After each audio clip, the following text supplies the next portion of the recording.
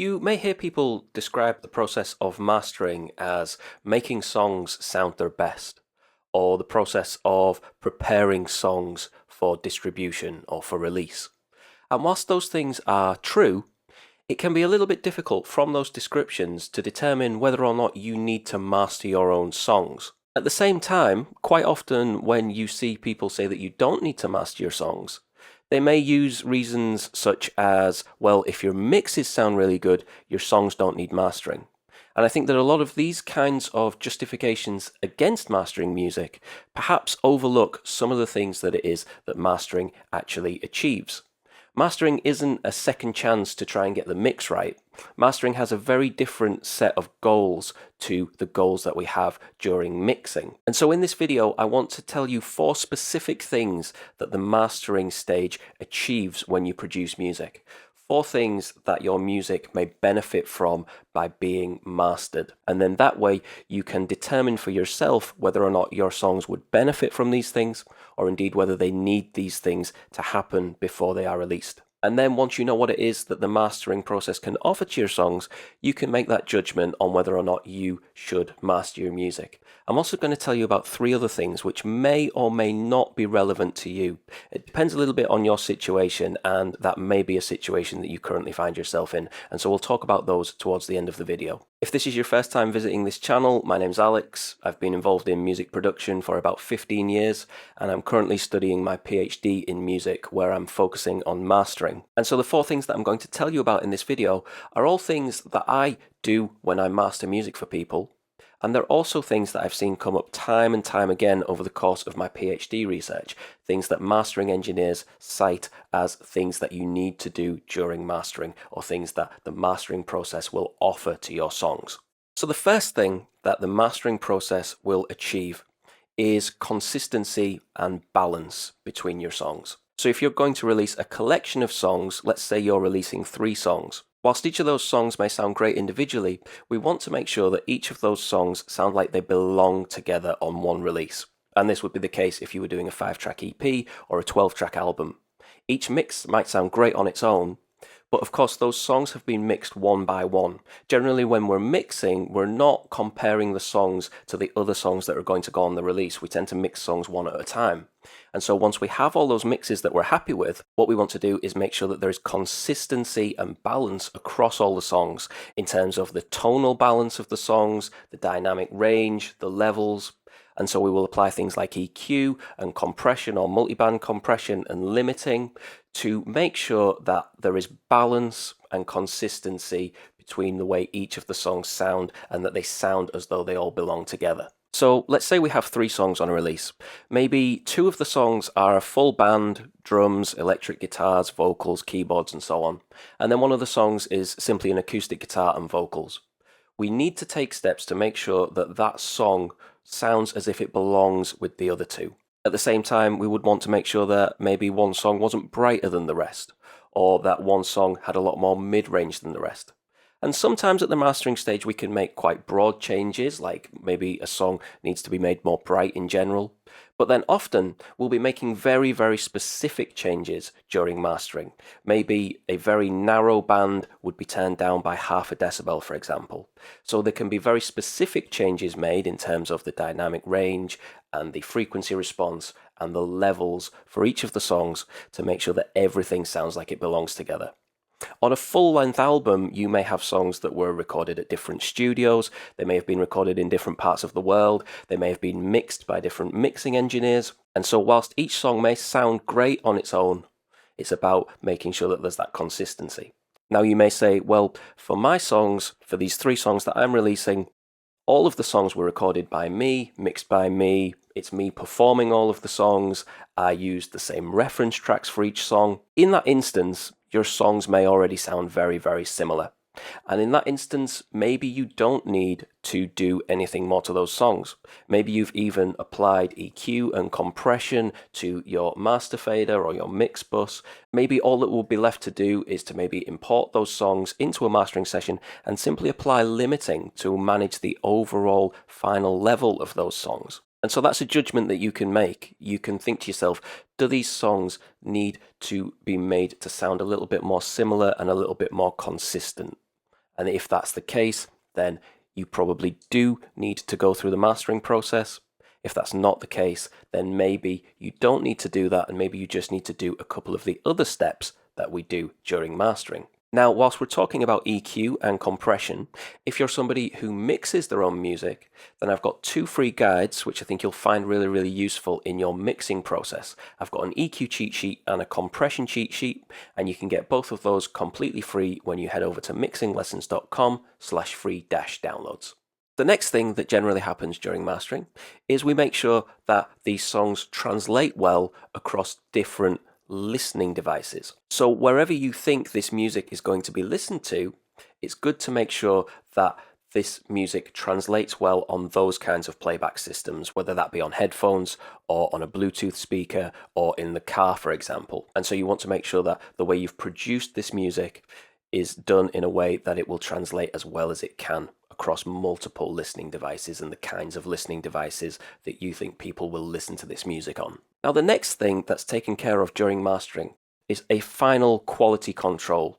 It's an opportunity to have a listen to each of the songs, make sure that nothing was left muted during the mixing session before it was bounced, make sure that there are no clicks or pops that need to be EQ'd out or that you need to use specialist plugins to try and minimize or remove. It's an opportunity to make sure that these songs are ready for release and that anything that needs to be taken care of has been taken care of. So quality control is another thing that mastering can offer to your songs. And then the final thing that is achieved during mastering is preparation for whatever platform the music is going to be released on. So the final file that you would produce for CD is very different to the final file that you would produce for vinyl, for example. So with a CD, we would produce something called a DDP image, and this contains the songs, it contains the spacing between the songs, it contains metadata, so you can embed certain codes which can marry the songs up with royalty payments. Whereas if the music was going to be released on cassette or vinyl or for digital download, you wouldn't produce a DDP image, you would produce a different file format. I'm just editing the video that I filmed this morning, and watching it back, I'm not sure that the next couple of sentences that I've said make what it is that I'm trying to say very clear.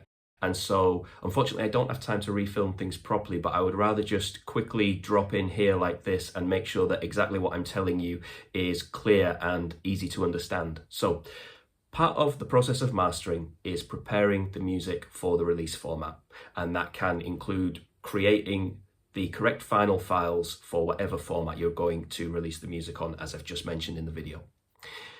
But this can also extend to the way we approach things like EQ and compression and limiting, because the way that we would approach something like EQ if we were mastering music for vinyl would be quite different to the way that we EQ music for a format like CD or for streaming. Similarly, things like the peak level would be different for different formats. So how loud you would let the audio peak if it was going to be released on something like a streaming platform would be different to how loud you would let the music peak if, for example, the music was going to be released on vinyl. Now, what some mastering engineers will do is they will produce a single final file format, one which they believe will be suitable for all formats. But then the recommendation there would be that whilst that file could be released on CD or could go to a streaming platform, if the music was going to be released on vinyl, that file should then be optimized for the vinyl release by a vinyl cutting engineer. So part of the process may be that you create a final file which is optimized to go for a CD release and for streaming, but then if you also wanted to release that music on vinyl, you would work with a vinyl cutting engineer who would optimize that release for the vinyl. So I just wanted to make sure that that was clear, that it's about creating the correct final files for whatever format you're going to release the music on, and that can also extend to the way that the music is made to sound in terms of EQ, compression, limiting, and things like that. Okay, back to the video. And so if you feel that your songs would benefit from these 4 different things, having that consistency and that balance between the songs, making sure that these songs translate well across different listening platforms or listening environments, doing that final quality control, and preparing the music for distribution by creating the correct final files in the format that they need to be in, then I would say that you should go through the process of mastering your music. However, if you feel that these things are maybe not relevant to you, maybe you already know that things are in the correct format and you're confident that your music sounds consistent between each of the songs, you're confident that there are no mistakes and so you don't need to go through that final quality control stage, you're confident that this music is going to translate well across different platforms, then I would say that you don't need to go through the process of mastering your music. Now, I mentioned to you that in addition to these 4 things that we achieve through mastering, there are also 3 other things that I wanted to tell you about. Now, you may be thinking to yourself, well, I've heard other benefits of mastering that you haven't talked about. For example, you might hear people talk about one of the benefits of mastering as being to get this second perspective on the way that your songs have been produced. Now, that's certainly the case if you hire a mastering engineer to master your songs for you. The reason that I haven't talked about that kind of thing is that I know that most of the people who watch this channel are people who are either artists who want to learn how to record and mix and master their own music, or they are people who record and mix and master music for other people. If, however, you are in a position where you are trying to make the judgment on whether or not you should master your own songs or you should hire a mastering engineer, then we will talk about that briefly. Now, this is something that could be a video all of its own, and potentially I will make a video covering this in a little more detail if that's something that people would be interested in seeing. But we will briefly talk now about 3 things which you will often hear people cite as benefits to having your music mastered by a professional mastering engineer. So the first thing would be that other person's perspective, that sort of second opinion on your music. And that's kind of where we tie into this idea of, when I mentioned earlier, making music sound its best. It's having another person listen objectively to your songs and making alterations that they feel would benefit the music or might help you to achieve the results it is that you're looking for from your music. And so if you feel that that's something that would be beneficial to you, to have somebody else's perspective or somebody else's ideas on your songs, then certainly hiring a mastering engineer rather than mastering those songs yourself may be a benefit to you. Now, some people will argue that you should always have your songs mastered by somebody else. You shouldn't master your own music.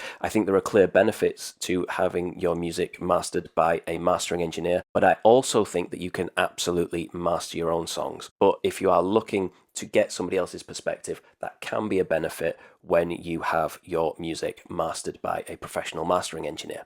Now, another thing that you may hear people refer to as one of the benefits of having your music mastered is that a lot of professional mastering engineers will work from very well acoustically treated spaces. So often mastering engineers will work from rooms which are very, very well treated and very neutral in their response, so that they can potentially maybe hear things that you can't necessarily hear in a home studio environment. Now, there is some truth to this, but I've also found that some professional mastering engineers will work from rooms which are a little closer to a normal home listening environment. And I've also found that there are professional mastering engineers who work exclusively on headphones. Now, the common thing that I've found between these mastering engineers is that whether they're in very, very well acoustically treated spaces or quite normal spaces closer to the sort of thing that we might have in a home listening environment or headphones, is that all of these different engineers are very familiar